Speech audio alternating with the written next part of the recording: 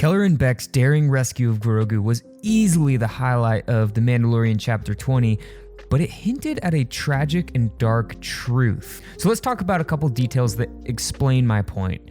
I don't need to recap all of the action of this scene because if you're like me, you probably rewatched it a few times. It was so cool to see Ahmed get a fresh opportunity in Star Wars after a difficult journey with fandom hate for his role as Jar Jar Binks. So if you watched the scene a few times, or if you're sharper than me and only needed to see it once, you probably noticed this. Grogu's rescue was somewhat pre-planned. And this is because Grogu is the last of his species, or maybe even perhaps has something more to him that is yet to be revealed. The first hint at the pre-planned nature of this rescue is simply the sheer number of Jedi defending Grogu. You can tell this is unique to Grogu because so far the other younglings we've seen during Order 66 were hastily guarded by maybe one or two Jedi that happened to be with them, or they were sent to hide in the council chambers. None of them make it out, except Reva. Additionally, they know that they're protecting Grogu until the next step of a plan, which is to get Grogu to Kelleran Beq.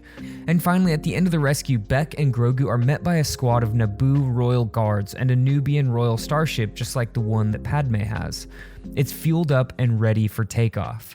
Perhaps the ship belongs to Jar Jar Binks, maybe. So if you're still with me, the follow-up question becomes, why would the Jedi have a plan in place to rescue Grogu from the temple?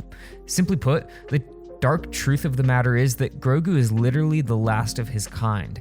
In all seriousness, he really could be the child of Yoda and Yaddle.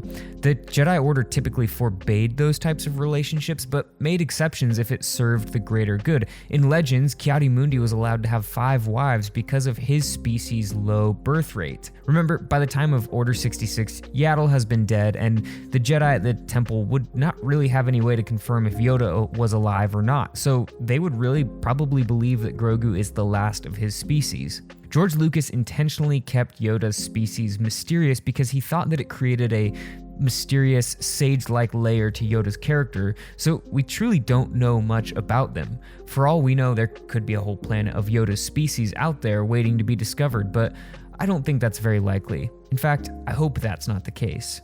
So if Grogu was the last of his species, the Jedi would take every precaution to ensure there was a way out of the temple for Grogu, should it ever be attacked. They were at war, so it's not like an attack on the temple was out of the question.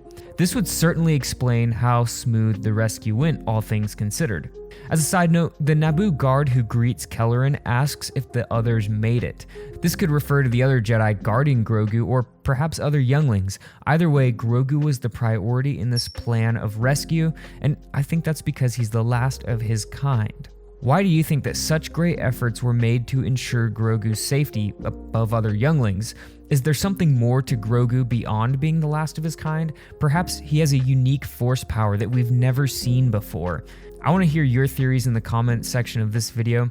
Until the next video, have a great rest of your day and may the Force be with you.